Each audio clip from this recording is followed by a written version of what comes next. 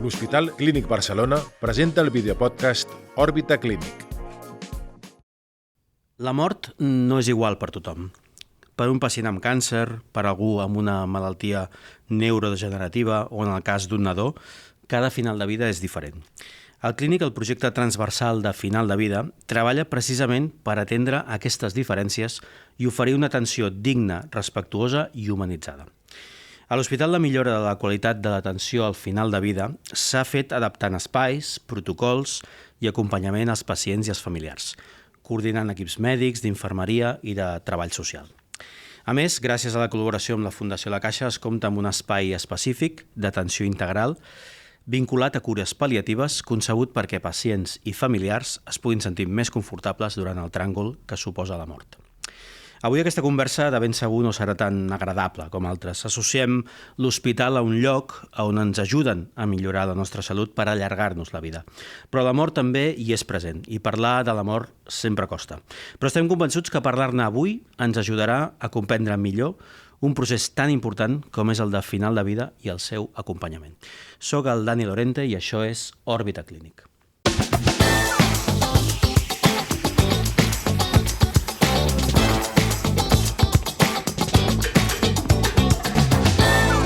Al Clínic treballem per la qualitat de vida dels pacients, però també tenim en compte la qualitat de l'atenció al final de la vida quan s'està acostant. Per parlar-ne hem convidat avui a la Teresa Cobo, que és metgessa especialista de medicina materno-fetal i que és responsable de la unitat de prematuritat a la Seu Maternitat. Benvinguda, Teresa, gràcies per estar aquí. I també tenim amb nosaltres a la Guadalupe Fernández, infermera de pràctica avançada a la unitat d'Alzheimer i altres trastorns cognitius. Moltes gràcies. Gràcies, Guadalupe, per estar aquí amb nosaltres. Una pregunta per les dues, per començar. Quan parlem d'humanització al final de la vida, què vol dir realment en el dia a dia, en el vostre dia a dia a l'hospital? Què creieu que vol dir? Per part meva, humanització significa tenir el pacient i la família en el centre de la nostra atenció. O sigui, nosaltres com a professionals doncs, tenim l'obligació d'escoltar-lo, d'intentar empatitzar i de fer el possible doncs, pel seu benestar. O sigui, humanitzar per mi és això, tenir-lo al centre de la nostra atenció. Sí, una miqueta el mateix, ¿no? Pero tener en cuenta un poco qué son los deseos, ¿no?, que quería esa persona y dentro de esos deseos pues también acompañar a la familia, ¿no?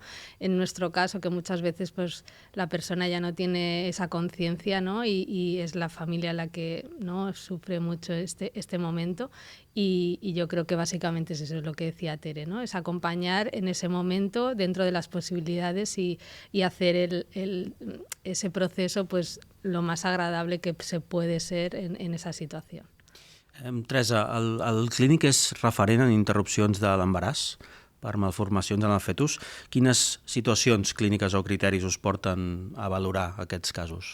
Pues a nivell nacional realment som centre de referència, hi ha molts centres arreu d'Espanya que ens deriven pacients. Això representa aproximadament 200 casos a l'any i són casos de problemes fetals o problemes materns que realment comporten un pronòstic molt dolent, inclús amb edats gestacionals ja tardanes. Sabeu que la llei, quan la patologia és molt greu i és compatible amb seqüeles majors, inclús està acceptada la interrupció més enllà de les 22 setmanes. I nosaltres som un d'aquests centres i això fa que sense voler a nivell individual els professionals haguem apostat per intentar millorar aquest circuit perquè a nivell emocional és una cosa que hem vist que era important treballar. Són situacions realment dures pels pares, però des de ja fa bastants anys, des del 2014, treballeu de forma multidisciplinar, crec que de forma prou consolidada. Què ha portat aquesta mirada col·lectiva en aquest procés del perinatal? Som un grup d'especialistes en materno-fetal, però també de psicòlegs, de psiquiatres, de treball social, tots d'infermeres, tots aporten de maneres mensual, doncs ens reunim per intentar veure com podem avançar, sempre tenint en compte el pacient, o sigui, nosaltres passem enquestes als pacients que han patit una pèrdua, ja sigui voluntària o espontània, per intentar identificar aquells punts de feblesa on hem d'interferir, i el fet que hi hagi una monitorització mensual també fa que estiguem sempre alertes de que no ens hem de relaxar i que sempre és un punt a millorar. Perquè un dels elements característics també del que treballeu a la maternitat en aquest àmbit és humanitzar una mica els espais i explica'ns una miqueta més això, què s'ha fet i quin impacte té això també en les famílies. Tot és millorable, Dani. Està clar que la carta als Reis sempre es està podria clar, però ampliar. el que heu estat treballant entenc que ajuda una mica a passar Doncs hi ha una cosa com molt simple, que és que tenim un logo, que és una papallona, que realment és un logo que sempre posem a les portes d'aquelles parelles que estan patint un dol, que estan en un procés d'interrupció, perquè tothom, ja sigui la dona de la neteja com a l'especialista que més en sap, doncs tothom sàpiga que aquella parella està en un procés de dol i que tots hem de tenir el respecte. I és un símbol que realment és molt senzill, que és cost zero, però que ens permet identificar que hem de tenir una especial sensibilitat amb aquestes parelles. I també amb sales específiques? Sí, intentem tenir una sala on atendre tot el procés des del començament fins al final. Com dic, tot és millorable, però hem d'intentar seguir picant pedra, no? Perquè cada vegada ho fem millor. I parla'ns també d'això dels llits freds, en què consisteix?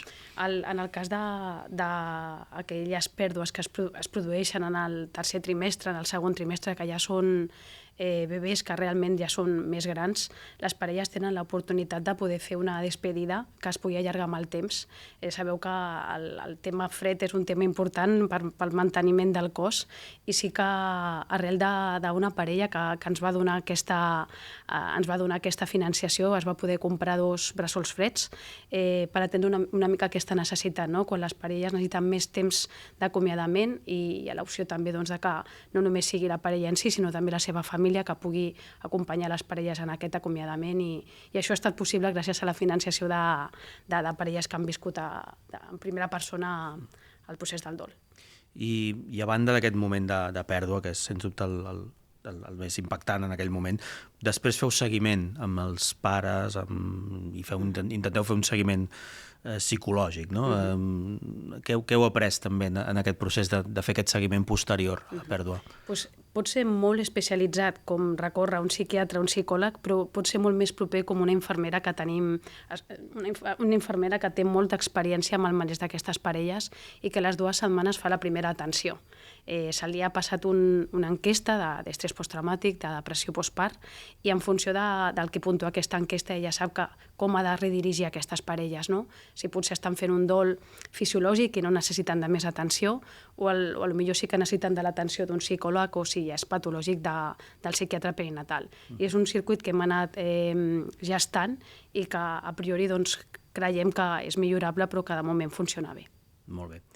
Anem ara a tu a Guadalupe, que és canviar una mica de terç. La declaració de voluntats anticipades, o DVA, no? És document en el qual cada persona deixa especificat per endavant quin tractament mèdic vol rebre en el seu tram de final de vida.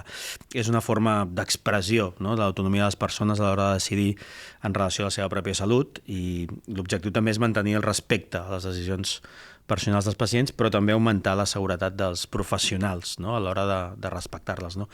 En el teu cas, Guadalupe, a la unitat d'Alzheimer, crec que treballeu molt aviat aquest tema del document de voluntats anticipades. Com es viu una mica aquest procés quan hi ha un diagnòstic recent i encara hi ha lucidesa per decidir sobre la mort? Bueno, dentro de la unidad, pues ahora se puede diagnosticar en una fase muy inicial de la enfermedad, es decir, cuando aparecen los primeros síntomas, que sí que hay ciertos problemas de memoria, ciertos problemas cognitivos, pero a nivel de lo que es la capacidad de decisión sigue estando intacta, ¿no? Entonces es un momento que es difícil porque la persona está en un momento vulnerable, le acaban de dar el diagnóstico de una enfermedad que ya solo el nombre tiene mucho estigma, ¿no?, como es el Alzheimer. Pero sí que es verdad que es el momento de darles las herramientas de cómo manejar, ¿no?, esa enfermedad o esa situación a lo largo del tiempo. Entonces, la manera que hemos visto de hacerlo, ¿no?, porque sí que es verdad que es un poco el primer día, ¿no? Es decir, manda el diagnóstico y ya estás, ¿no? Lo que hacemos es les proponemos realizar un programa educativo. En este programa educativo son varias sesiones que vienen tanto el paciente como la familia, les explicamos bien en qué consiste la enfermedad, qué cosas se pueden hacer ahora, cómo manejar la enfermedad, y dentro de estas sesiones hay un día que lo dedicamos a, entre otras cosas, aparte de hablar de temas sociales y legales que aconsejamos hacer, hablamos del documento de voluntades anticipadas. Y luego, porque esto es un tema complicado y complejo, ¿no? Decidir una cosa es, ahí les explicas que existe este documento, que lo pueden hacer, que de hecho además con la ley de la eutanasia aprobada hace unos años, pues ellos pueden dejar escrito, si quieren acogerse a esta ley, pueden dejar escrito que si la enfermedad llega a una situación que es la que ellos deciden, esto es súper claro, se puede llevar a cabo. Y entonces luego yo desde la unidad, la persona que se encarga un poco de ayudarles a elaborar este documento de voluntades anticipadas, en este caso soy yo, entonces pueden pedir cita conmigo para elaborar este documento de voluntades anticipadas, y entonces entre ellos y yo les voy explicando un poco lo que supone, ¿no? Porque como ya os digo, es un momento en el que ellos están vulnerables, y ponerte en la situación que va a ser a futuro cuesta y a veces no lo entiendes bien. Entonces, bueno, es un trabajo que hago ahí con ellos conjuntamente, pero que también os digo que cuando terminan de realizar el documento, todos dicen, uf, qué peso me he quitado de encima.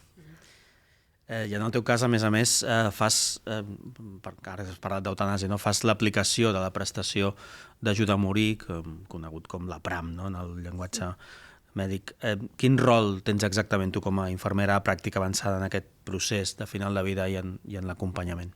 En principio yo estoy en la primera visita con el médico responsable. En este caso es cuando la persona o la familia ha decidido que el médico responsable sea el neurólogo. Entonces cualquier neurólogo de nuestra unidad, la enfermera que hace este acompañamiento soy yo. Entonces yo estoy en esta primera visita con el paciente y la familia, y yo hago de soporte un poco para resolver dudas.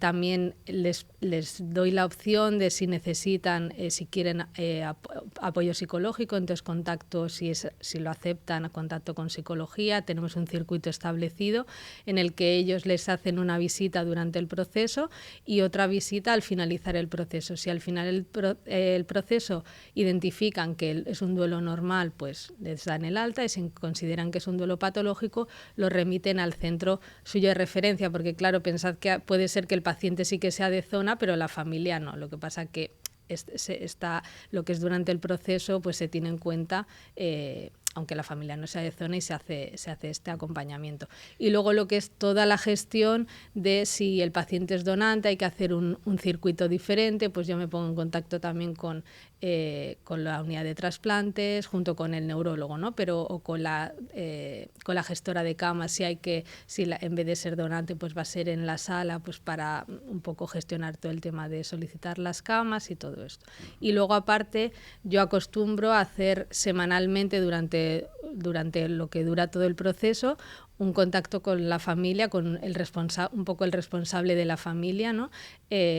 Para resolver dudas, y de todas maneras yo les facilito mi email y mi número de teléfono para que en cualquier duda que puedan surgirles, pues durante todo el proceso me puedan contactar. Aquest procés de la prestació d'ajuda a morir, en alguns casos es fa a la planta, en altres casos es fa a quiròfan, a domicili.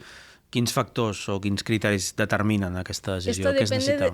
Sí, depende de lo que el paciente haya decidido. O sea, es una decisión al final del paciente. Si él dentro del documento de voluntades anticipadas dejó escrito que quería morir en casa, pues se hace en casa. Si quería hacerlo en el hospital, lo que sí que es verdad que se tiene que tener en cuenta, que esto muchas veces la gente no lo sabe, que si quiere ser donante de órganos obligatoriamente tiene que ser en el hospital, no puede ser en domicilio. Entonces, si es donante de órganos se hará en el hospital sí o sí. Normalmente lo habitual es que el día de la prestación el paciente y la familia ingresan en la sala, están allí durante 1 hora más o menos, y luego el paciente baja a quirófano.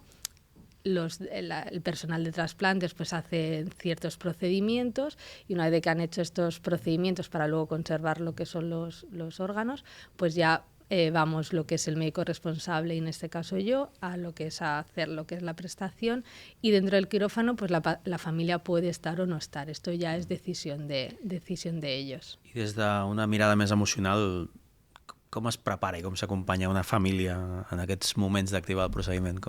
Hombre, es complicado en el sentido de que muchas veces, sobre todo la primera vez, ¿no? O sea, yo recuerdo la primera vez que lo hice, yo siempre he estado muy a favor, ¿no?, de la ley, de todo esto, pero yo no sabía cómo yo me iba a sentir en esa situación.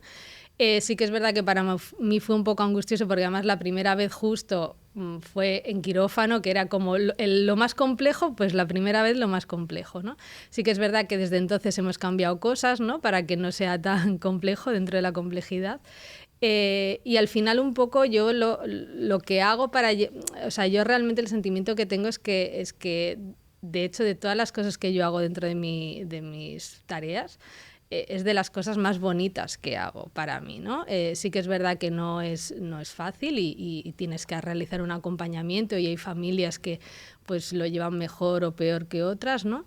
Pero tener la satisfacción, sobre todo, que al acabar, ¿no?, normalmente siempre el mismo día o al día siguiente siempre te llaman o te escriben y siempre te dicen cosas como muchas gracias por haber hecho de algo tan fácil algo que es tan difícil, o habernos acompañado de una manera tan humana, ¿no? Y al final todo eso es lo que a ti te llena como profesional, de decir, bueno, ha sido un momento complicado, pero tú has estado ahí, ¿no?, y has podido hacérselo más llevadero, ¿no?, dentro de lo que cabe. No només això, sinó que a més estàs ajudant a complir un dret del pacient, una voluntat, no?, del pacient. Sí, totalmente.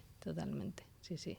Al final es la persona que va a cumplir el deseo de esa persona, ¿no?, de decir, yo en esta situación ya no quiero seguir viviendo, para mí esto no es vivir, y eres la persona que va a conseguir que eso sea así, con lo cual pues para mí es muy satisfactorio también.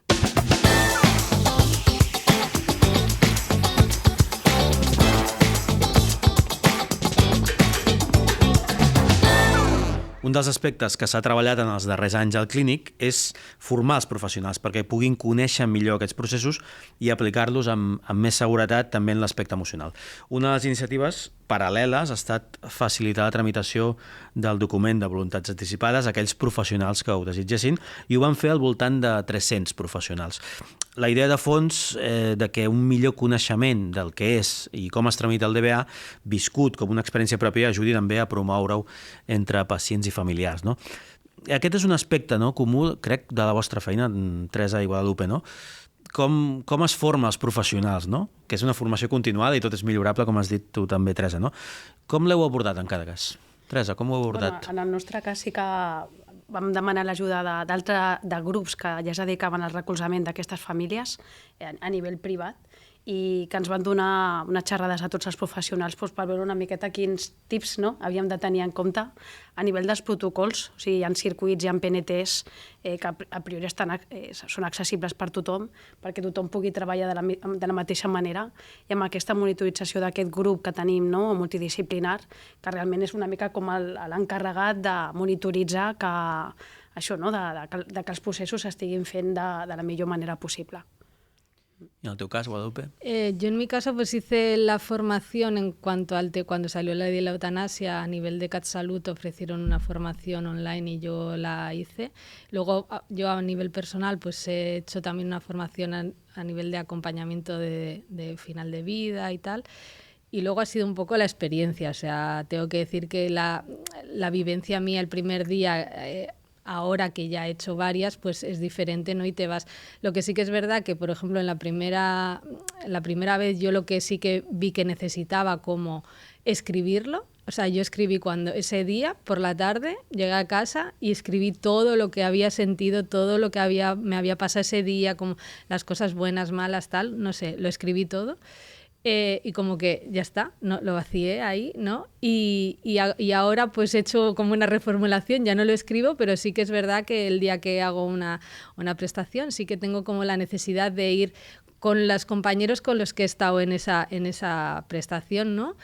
Ir a tomar un café o hablar un rato, ¿no?, de la situación, de cómo lo hemos vivido y tal, y la verdad es que en mi caso yo personalmente no he necesitado nada más y no tengo ningún problema, ¿no?, a nivel emocional con esto, simplemente yo creo que es eso, ¿no? Ese día decir, bueno, lo comento y ya está, ¿no? Pero entiendo que puede haber personas que esto no lo vivan de la misma manera, y creo que también es verdad que en nuestro hospital esto se hace así, pero conozco, porque justamente vengo ahora de un congreso y conozco otros hospitales que no lo hacen de esta manera, y que enfermería simplemente, entre comillas, es la mano ejecutora, que paciente ingresa en esta habitación a hacer esto, pero no han hecho este seguimiento que he hecho yo, con lo cual la percepción de ellas no es la misma, ¿no? Y lo viven con mucha angustia, y creo que esto sí que es verdad que es algo que tenemos que acompañar bien, ¿no? Y creo que hay que hacer un acompañamiento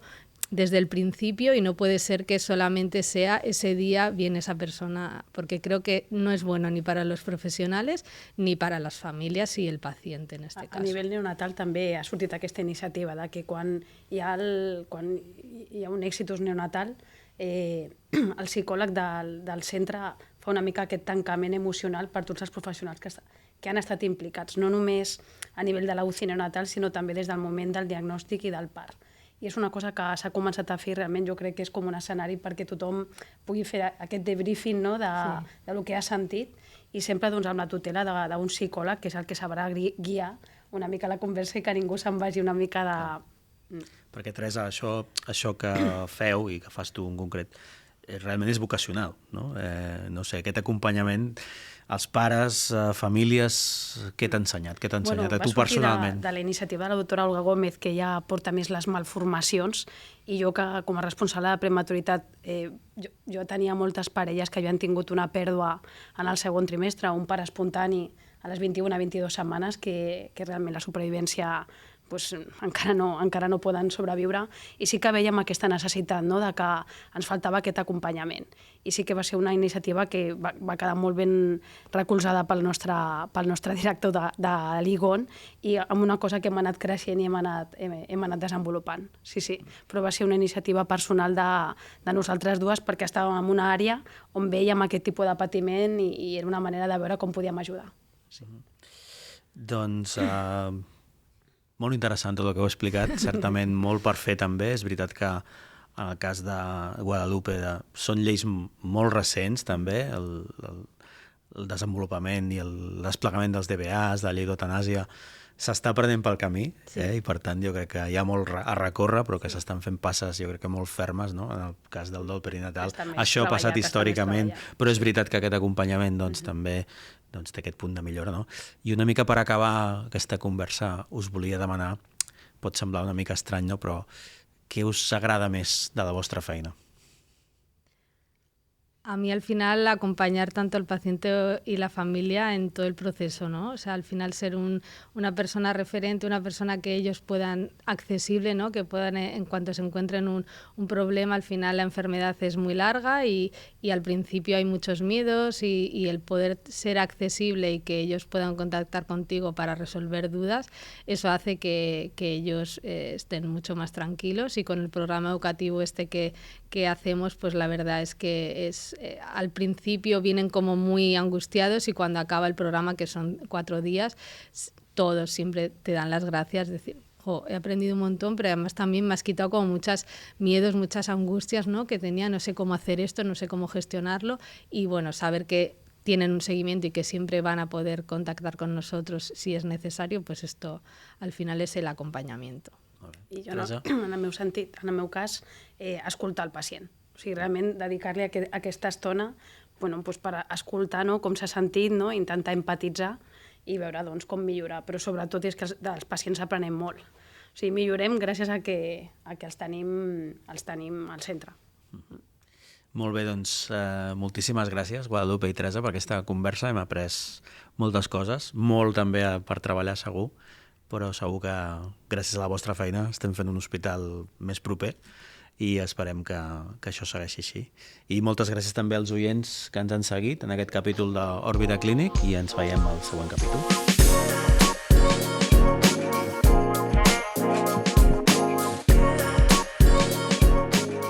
Òrbita Clínic, per un clínic proper, intel·ligent, sostenible i pioner.